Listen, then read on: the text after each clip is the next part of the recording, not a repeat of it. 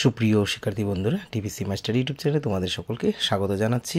Previous ইয়ারের question paper 2024-25 half ইয়ারলির প্রশ্ন নিয়ে আলোচনা করব। যারা তোমরা দশম শ্রেণীতে পড়াশোনা করছো, তো তোমাদের খুবই গুরুত্বপূর্ণ এই প্রশ্নগুলি দেখে নিতে হবে। সামনে তোমাদের হাফ ইয়ারলি পরীক্ষা, সেই হাফ ইয়ারলি পরীক্ষা কিভাবে প্রশ্ন হয়েছিল এবারও সেভাবেই প্রশ্ন হতে যাচ্ছে। তো তোমরা এক নজরে সেই প্রিভিয়াস ইয়ারের প্রশ্নগুলি দেখে নেবে। প্রতিটি প্রশ্ন খুবই গুরুত্বপূর্ণ। দশম শ্রেণীর সেই বাংলা প্রশ্নটি তোমরা দেখে নাও। প্রথম সঠিক উত্তর আসবে 10টি। চঞ্চল কুমারীর পিতৃকুল পুরোহিতের নাম হচ্ছে অনন্ত মিশ্র। তো এমন করে অনেকগুলি প্রশ্ন রয়েছে। প্রথম পেজে দেখো সর্বমোট 6টি প্রশ্ন রয়েছে। পরিচয় না দিলে করিতে নারী পার, এখানে নারী শব্দটি অর্থ হচ্ছে পারি না।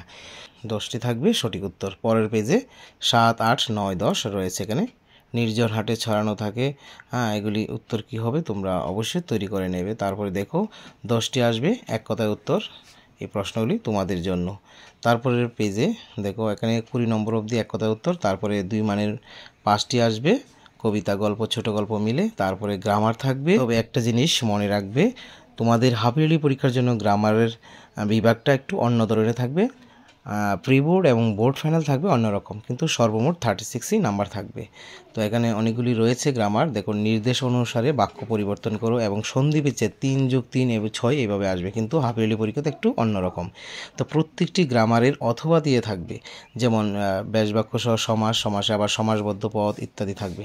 ঠিক আছে। তারপর দেখো 32 নম্বর, 33 নম্বর, এমন করে 34 অনেকগুলি প্রশ্ন রয়েছে। তো 34 নম্বরটা হচ্ছে ছোটো গল্প থেকে, আর বাকিগুলি গ্রামার। তো পরের পেজে আছে এখানে 2টি আসবে, কার্যবিবরণী একটি থাকবে, অথবা দিয়ে ভাব সম্প্রসারণ থাকবে। তারপরে পত্র লিখন থাকবে। ঠিক আছে। স্থানীয় সংবাদপত্র সম্পাদকের নিকট পত্র লিখো। তো এগুলি তোমরা দেখে নেবে।